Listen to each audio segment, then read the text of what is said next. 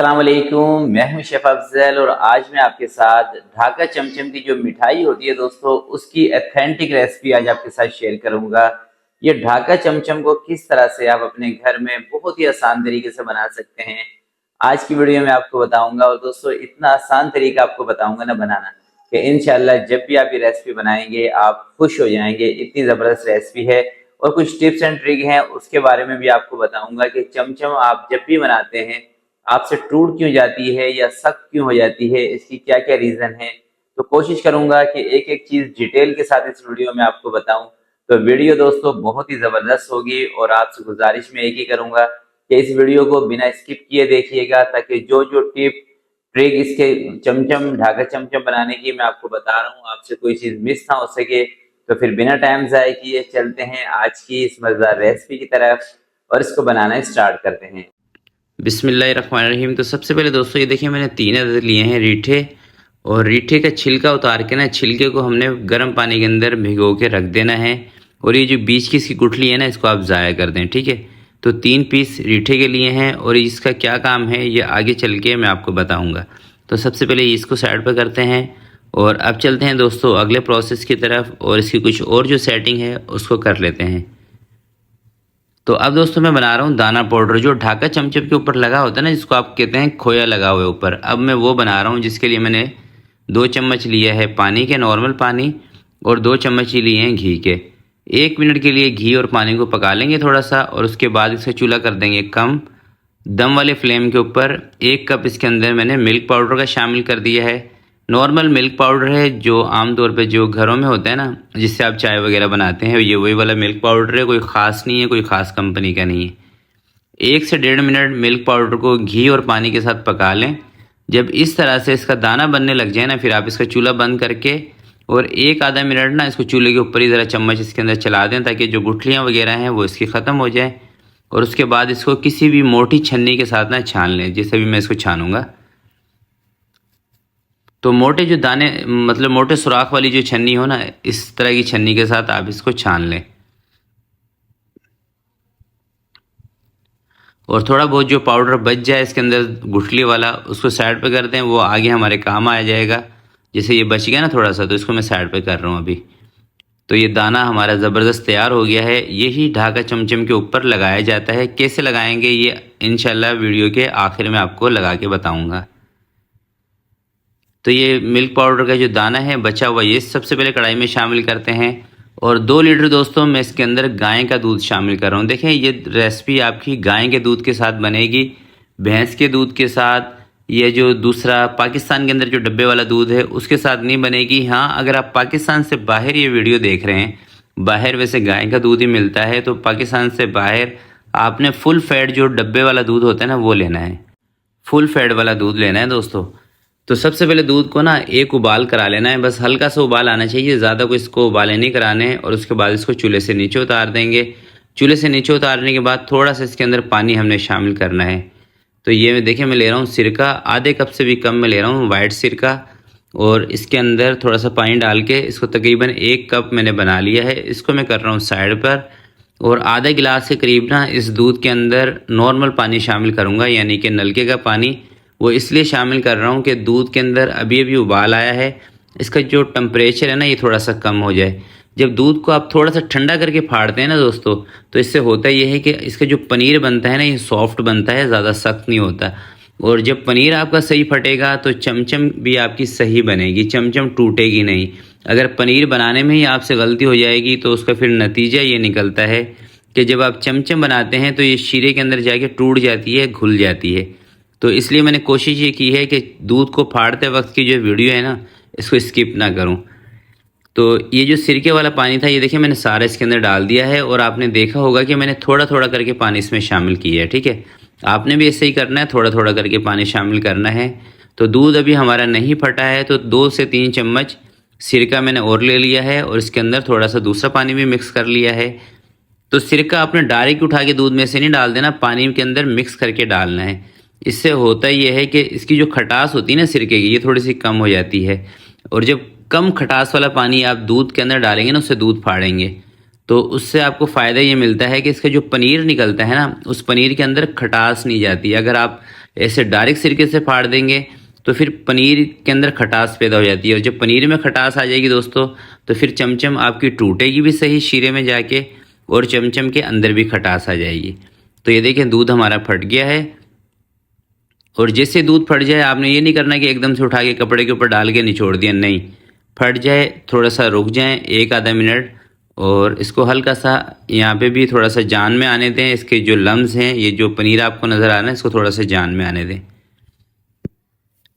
तो मैंने भी कोई तकरीबन 30 से 40 सेकंड इसको छोड़ दिया था फाड़ने के बाद, और अब इसको मैं एक मलमल के कपड़े के ऊपर निकाल रहा हूँ।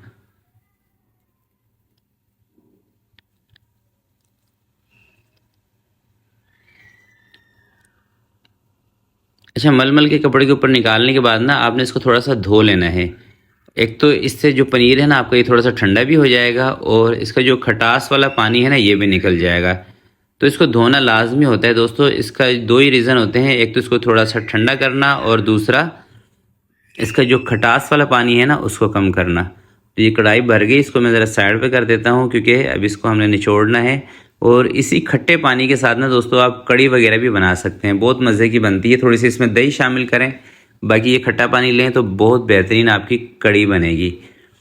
तो ये देखें इस वक्त पनीर ना ये गर्म है हमारा, तो मैं इसको अभी थोड़ा सा और धोऊंगा ताकि ये थोड़ा सा ठंडा हो जाए। और जब नीम गर्म पनीर हो ना, आपने इतना इसको धोना है कि ये नीम गर्म हो जाए, बस नीम गर्म हो फिर आपने इसको निचोड़ना है अच्छी तरह से। ज़्यादा गरम गरम पनीर को निचोड़ेंगे उससे ये होगा कि पनीर आपका सख्त हो जाएगा, और जब पनीर सख्त होगा तो इसकी जो क्वांटिटी है ना ये भी कम हो जाएगी। यानी 2 लीटर दूध का अगर आप पनीर बनाएंगे तो ज़रा सा ही निकलेगा फिर पनीर। फिर आप कहेंगे कि 2 लीटर दूध में इतना सा पनीर निकला, शेफ़ आपका तो ज़्यादा निकल गया था, मेरा कम क्यों निकला? उसकी वजह दोस्तों यही होगी कि अगर आप ज़्यादा इसको गरम गरम को निचोड़ देंगे ना, ज़्यादा पानी निकल जाएगा इसका, और पनीर आपका बिल्कुल सुकड़ के थोड़ा सा रह जाएगा।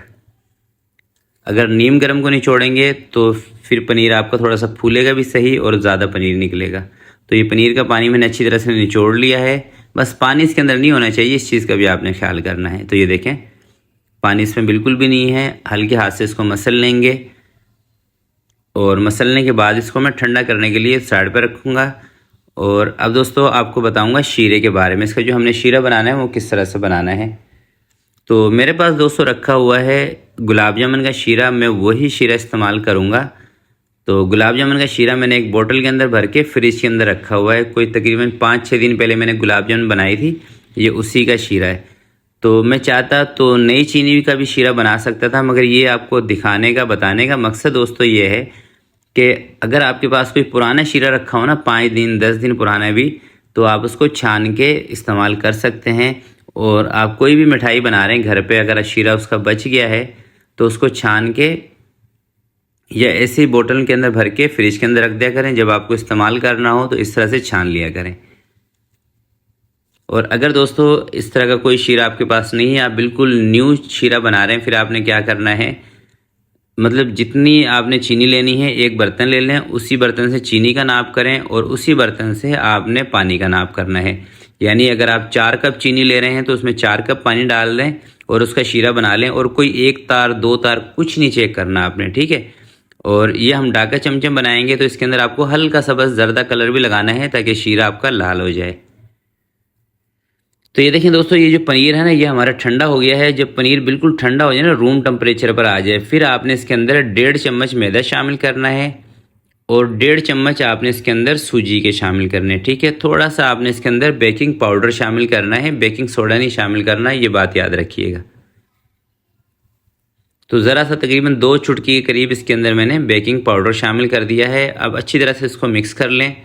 और मिक्स करते वक्त अगर आपको ये महसूस हो रहा है कि ये पनीर आपके हाथों को चिपक रहा है, फिर आपको क्या करना है कि इसके अंदर आपको थोड़ा सा घी शामिल करना है। इसके अंदर एक घी की कमी है, ये इस बात की निशानदेही करता है। तो ये देखिए मेरे हाथों को ज़रा सा चिपक रहा था, तो मैंने इसके अंदर 1 चम्मच घी का ऐड कर दिया है। अच्छा, घी पनीर के अंदर डालने से फ़ायदा आपको पता है क्या मिलता है कि जब आप चमचम बनाते हैं ना तो ये शीरे के अंदर जाके सुकड़ती नहीं है। जब आपकी चमचम सुकड़ रही हो खुदा ना खास्ता, तो फिर आप इसके अंदर घी डाल लिया करें, सही है। तो अच्छी तरह से उसको मिक्स कर लेंगे। और मिक्स करने के बाद दोस्तों, अगर आप बिगनर हैं, आपने कभी चमचम वगैरह नहीं बनाई या आपकी प्रैक्टिस नहीं है, तो फिर आपने क्या करना है कि 1 या 2 छोटे छोटे बॉल बना के पहले इसका सैंपल चेक कर लेना है, 2 बॉल बना के इसको चेक कर लेनी है, फिर सारी बनानी है, ठीक है।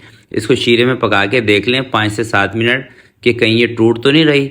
अगर टूटने लगे तो आप इसके अंदर ज़रा सी सूजी और ऐड कर सकते हैं, 1 या 1.5 चम्मच। तो मैं इसकी सबसे पहले छोटी छोटी सी बॉल बना लूँगा, तकरीबन 18 से 20 ग्राम की एक बॉल बना रहा हूँ, और उसके बाद इसको हम ढाका चमचम की शेप देंगे।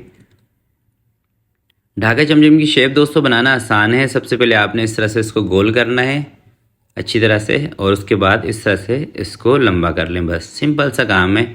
पहले जैसे आप छोटी छोटी बॉल बनाते हैं ना, जैसे गुलाब जामुन वगैरह बनाते हैं आप, उस तरह से पहले इसको कर लें ऐसे, और उसके बाद इसको इस तरह से लंबा कर लें बस।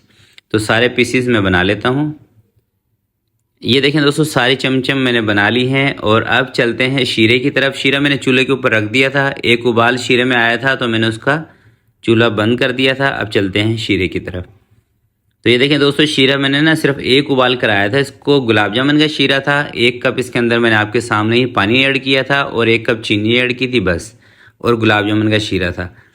तो ये थोड़ा सा लाल शीरा है क्योंकि गुलाब जामुन का शीरा है इसलिए। तो सबसे पहले थोड़ा सा इसके ऊपर ये जो झाग आ रहे हैं ये मैंने उतार दिए हैं, और अब इसके अंदर सबसे पहले मैं शामिल करूँगा रीठे का पानी। पहले आपको तार भी चेक करा देता हूँ। देखें, इसमें कोई तार वगैरह नहीं है, कोई तार शार आपको नहीं चेक करनी, क्योंकि तार आपकी समझ में नहीं आती। आप लोग घर पे मिठाइयाँ इतनी बनाते नहीं हैं, तो इसलिए तार के चक्कर में मैं आपको नहीं फंसाना चाह रहा। तो ये रीठे का पानी है दोस्तों, ज़रा सा इसके अंदर रीठे का पानी शामिल करना है। सारा नहीं डाल देना, बस तकरीबन 2 चम्मच के करीब डाल दें, बाकी को रख दें। और रीठे का पानी दोस्तों इसके अंदर इसलिए शामिल करते हैं कि शीरे के अंदर ना झाग बने, बस झाग बनाने के लिए। अगर झाग कम बन रहे हैं, चमचम आपकी नज़र आ रही है पकते वक्त, तो फिर आप इसमें ज़रा सा पानी और ऐड कर सकते हैं। तो जैसे ही चमचम आपने शीरे के अंदर डाल देनी है, आंच आपने इसके नीचे तेज़ कर देनी है, ठीक है। और कवर इसको लगा दें ताकि जल्दी इसमें उबाल आ जाए और ये पकना स्टार्ट हो जाए। 2 से 3 मिनट के बाद देखें मैंने कवर हटा रहा हूँ, तो चमचम हमारी बिल्कुल सेट पक रही है। दोबारा से कवर लगा देते हैं। हर 2 से 3 मिनट के बाद आप ऐसे कवर हटा के चेक कर लें कि चमचम सही बन रही है, तो इसको पकने दें। और जब दोस्तों ये तकरीबन 8 से 10 मिनट तक पकेगी ना, तो ये जो शीरा है ना, जो अब आपको पतला नज़र आ रहा है, क्योंकि शीरा जब 10 मिनट तक तेज़ आंच पे पकेगा तो ये थिक हो जाएगा। फिर आपको क्या करना है ये मैं आगे आपको बताऊंगा। तो आपने दोस्तों इस वीडियो को स्किप नहीं करना, बिना स्किप किए देखिएगा।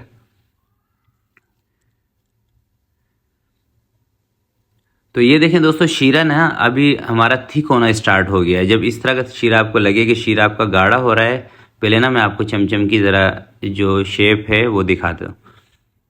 ये देखें माशाल्लाह से कितनी ज़बरदस्त फूल रही हैं और कितनी इसमें चमक है। तो जब शीरा थोड़ा सा थिक हो जाए, फिर आपने क्या करना है कि ज़रा ज़रा सा इसके अंदर पानी ऐड करते रहना है, ठीक है, ताकि शीरा अपनी जगह पे आ जाए, ज़्यादा थिक ना हो। तो मैं अब इसके अंदर ना ज़रा ज़रा सा पानी शामिल करूँगा। ये देखें मैंने एक कटोरी के अंदर नॉर्मल नलके का पानी लिया है, ना ये ठंडा है ना गर्म है, नॉर्मल पानी है। इस पानी को थोड़ा थोड़ा करके 1-1 2-2 चम्मच हर 1-2 मिनट के बाद इसके अंदर मैं डालता रहूँगा। और इससे होता ये है कि शीरा बहुत ज़्यादा थिक नहीं होता। अगर हम इसको छोड़ देंगे ना, ऐसे पकने देंगे, फिर ये होगा कि शीरा बहुत ज़्यादा थिक हो जाएगा पक पक के। और अगर आप इसको पहले से चूल्हा बंद कर देंगे तो फिर चमचम कच्ची रह जाएगी। तो चमचम हमने पकानी भी है और शीरे को ज़्यादा गाढ़ा भी नहीं होने देना, ठीक है। तो ये थोड़ी सी टेक्निक होती है, इसको अगर आप समझ लेंगे तो आप चमचम आसानी से पका सकेंगे। तो ये जो पानी इसके अंदर दोस्तों मैं ऐड कर रहा हूँ ना, ये हर 2 से 3 मिनट के बाद कर रहा हूँ। वीडियो मैंने थोड़ी सी स्किप कर दी थी कि ताकि ज़्यादा लंबी ना हो। तो हर 2-3 मिनट के बाद जब मुझे लग रहा है कि शीरा हमारा थिक हो रहा है, तो थोड़ा थोड़ा इसके अंदर मैं पानी ऐड करता जा रहा हूँ। अच्छा दोस्तों, चमचम जब पक जाती है ना, इसकी देखें ये पहचान है। जब ये पक जाएगी, पहले आपको नज़र आ रहा होगा कि ये शीरे के अंदर ऊपर आई हुई थी, अब ये नीचे की तरफ बैठ गई है। तो ये जब शीरे में डिप होने लगे तो ये इस बात की पहचान होती है कि चमचम आपकी पक चुकी है। अब हमने थोड़ा थोड़ा पानी इसमें ऐड करके ना शीरे को पतला करना है। जब आप शीरे को पतला करेंगे तो ये चमचम बिल्कुल शीरे में डिप हो जाएगी। और आप थोड़ा सा फिंगर की मदद से इसको दबा कर देख भी सकते हैं कि अंदर से इसका पेट खाली हो, तो बिल्कुल ये तैयार है। तो मैं थोड़ा थोड़ा पानी करके इसमें ऐड करता जा रहा हूँ। तो ये देखें, ये 1 कटोरी पानी की इसके अंदर मैं डाल चुका हूँ। जब से हमने इसमें थोड़ा थोड़ा पानी इसमें ऐड करना शुरू किया, यानी कि 1 कप से ज़्यादा पानी। तो अभी पानी इसके अंदर मैं और थोड़ा थोड़ा ऐड करता जाऊँगा ताकि ये चमचम ना बिल्कुल शीरे के अंदर डूब जाए। अभी आपको थोड़ी सी ये ऊपर नज़र आ रही है ना, इसको हमने डिप करना है। तो आप सोच रहे होंगे कि जब चमचम पक गई है तो अब इसका चूल्हा क्यों नहीं बंद कर रहे हैं।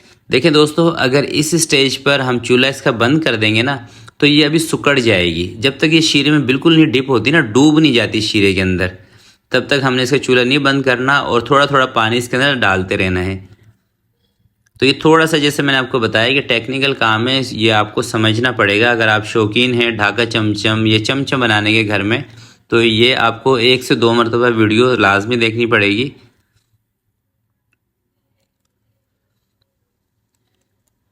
तो अब देखें ये चमचम जो है ना हमारी शीरे के अंदर थोड़ी बैठ गई है, मगर अभी भी शीरे से ज़रा सी ऊपर है। तो थोड़ा थोड़ा पानी, जब तक मैं इसके अंदर पानी डालता रहूँगा जब तक कि ये बिल्कुल शीरे में नहीं बैठ जाएगी।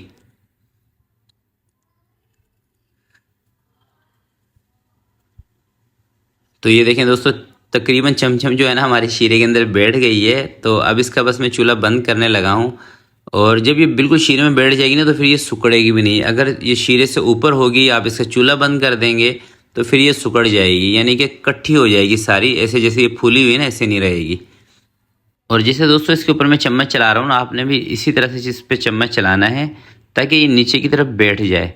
तो ये देखिए चमचम नीचे बैठ गई है। अब इसका चूल्हा मैं करने लगा हूँ बंद। तो चूल्हा दोस्तों मैंने इसका बंद कर दिया है। अब ठंडा होने के लिए इसको मैं छोड़ देता हूँ। जैसे ठंडी होगी आगे क्या करूँगा आपको बताऊँगा। ये लें दोस्तों, तकरीबन 2 से ढाई घंटे इसको मैंने पंखे के नीचे रखा था। अब ये बिल्कुल रूम टेम्परेचर पर आ गई है। देखिए आपने इसको इस्तेमाल जब करना है जब ये बिल्कुल रूम टेम्परेचर पर आ जाए। तो रूम टेम्परेचर पर जब आ जाएगी तो आपने इसको किसी भी, या तो एक स्टैनर के ऊपर निकाल लें ताकि शीरा इससे निकल जाए, या फिर आप इसको किसी भी ट्रे में, सांचे में निकाल लें ताकि शीरा जो है ना वो इसमें से निकल जाए। निकालने के बाद इसके ऊपर वो जो हमने दाना पाउडर बनाया था ना, वो जो पाउडर बनाया था जिसको आप लोग खोया कहते हैं, वो किस तरह से इसके ऊपर अप्लाई करना है ये भी आपको बताता हूँ। एक दफ़ा सारी निकाल लें। ये इस तरह से निकालने का मकसद ये होता है कि शीरा इसके अंदर ना रहे। जो एक्स्ट्रा शीरा इसके अंदर होगा ना वो इसमें से निकल जाएगा। सिर्फ उतना शीरा इसके अंदर बचेगा जो चमचम के अंदर होगा, पेट में होगा। सही है। तो एक पीस उठाएं और उठा के इसको दाना पाउडर में इस तरह से रखें और इस तरह से इसको अच्छी तरह से इसके ऊपर अप्लाई कर दें। अगर दोस्तों आप ये दाना पाउडर नहीं बनाते हैं ना और ऐसे ही पाउडर इसके ऊपर लगाते हैं तो फिर वो यूँ आपको महसूस होगा जैसे इसके ऊपर आटा लगाया हुआ हो। ऐसे नहीं लगेगा आपको जैसे दानेदार खोया लगाया हो। तो अब देखिए माशाल्लाह से कितनी ज़बरदस्त लग रही है। तो इसी तरह से सारे पीसेस के ऊपर मैं दाना पाउडर लगा लेता हूँ और उसके बाद आप मेरे साथ ही रहिएगा। मैं आपको ना एक पीस तोड़ कर भी दिखाऊंगा कि अंदर से इसकी कंडीशन क्या है। और आपने कमेंट्स बॉक्स में मुझे लाजमी बताना है कि ये रेसिपी और ये सारी टिप जो आज मैंने आपके साथ शेयर की हैं, ये तमाम बातें आपको कैसी लगी हैं। आपने दोस्तों कमेंट लाजमी करना है।